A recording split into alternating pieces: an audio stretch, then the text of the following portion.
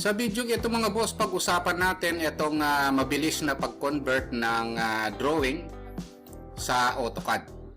Halimbawa po yung drawing meter, i-convert po natin sa millimeter, o kaya millimeter, i-convert natin sa meter ng mabilisan. Ganon din po sa inches papuntang feet or feet papuntang meter, and vice versa, no? Kaya lang mga boss, bago pala tayo mag-umpisa, no, sana po pakipindot lang po muna pala, no, yung subscribe dito sa maliit pa lang nating channel. Pero isama nyo na rin po yung like at saka notification bell. Okay, umpisahan na po natin itong pag-convert ng mga units dito sa AutoCAD, no. Mag-o-open po ako ng bagong file, no. Kasi pag magdo-drawing po tayo ng bagong plano, magpa-file new po tayo, no. Tapos hanapin po natin yung ACAD. Tapos i-off po muna natin itong grid. Ngayon meron po tayong sineset na unit dito, no. Yung dalawang units na yan na command, either DWG units or yung units lang, no. Pero sa mga susunod na video, i-discuss ko pa rin kung ano yung pagkakaiba ng DWG units at saka yung units lang, no. Pero sa video ito mga boss, ang i-discuss muna natin yung DWG units, no. I-type lang natin DWG tapos units. Ito yon, no. Or pwede yung shortcut na DWG and U. Pwede nang i-enter, no. Ayun. So dito may lalabas na dialog box mga boss, no. Merong 1 is inches, 2 is feet, tapos yung 3 millimeters, no, 4 centimeter, yung 5 decimeters, tapos yung 6 meters. So ita-type lang natin yung number na gusto natin, no.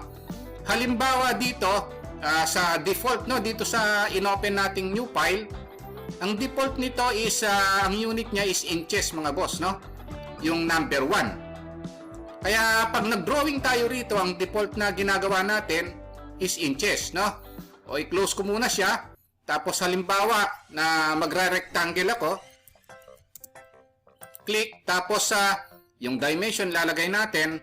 Halimbawa 12 yung horizontal, tapos yung width naman or yung vertical is 5, no. So ibig sabihin yung ginawa nating rectangle nito, ang haba nito is 12 inches, tapos yung taas naman nito is 5 inches. Kasi nga default niya is inches, no. Ngayon lagyan natin ng dimension mga boss, no.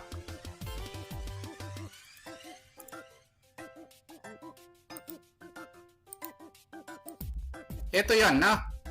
So yung dimension na yan, naka-inches yan, no. Masyadong maraming 00 mga boss. Bawasan natin yung 0 nya. Meron tayong command na dimdec, no. Dimension decimals, gawin lang natin 2. Tapos saka tayo punta dito sa annotate, i-update natin, no, para hindi nakakalito. Ayan, no. So 12 inches ito by 5 inches ito, no. Halimbawa gusto nating gawing feet, no. So meron tayong DWG units, or yun na lang para mabilis. Tapos kung feet yan, 2 ang pipiliin natin, no. Type natin 2, then enter, enter, enter, enter, enter, enter. Panay enter lang, no, hanggang sa matapos. Kung titingnan natin mga boss, wala siya, isusum all lang natin, no. Ito siya. Ayan, no. Kung titingnan natin, ito yon, naging 1 na lang siya kasi na-convert na siya sa feet, no. Yung 12 inches katumbas siya ng 1 foot, no. O ito 5 inches ito, 0.42 feet siya, no.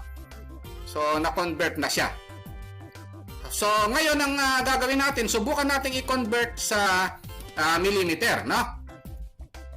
DWG units, no, or U, then enter. Tapos kung millimeter siya, ito 'yon, no.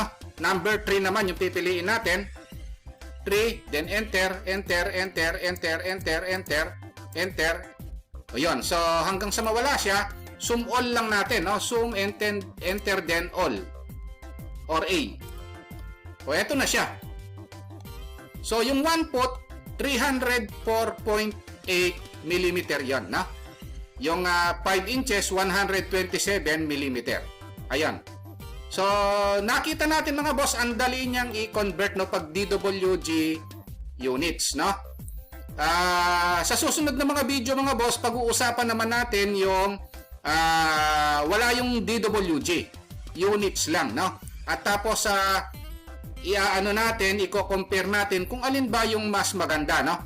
Okay, lang mga boss, no, yung naging topic natin dito sa DWG units ng AutoCAD, pag-convert ng iba't ibang unit, no? Kung bago pa lang po kayo sa maliit pa lang nating channel pala, no, wag niyo po sanang kalimutang pindutin yung subscribe, no? Pero isama niyo na rin po yung like tsaka notification bell.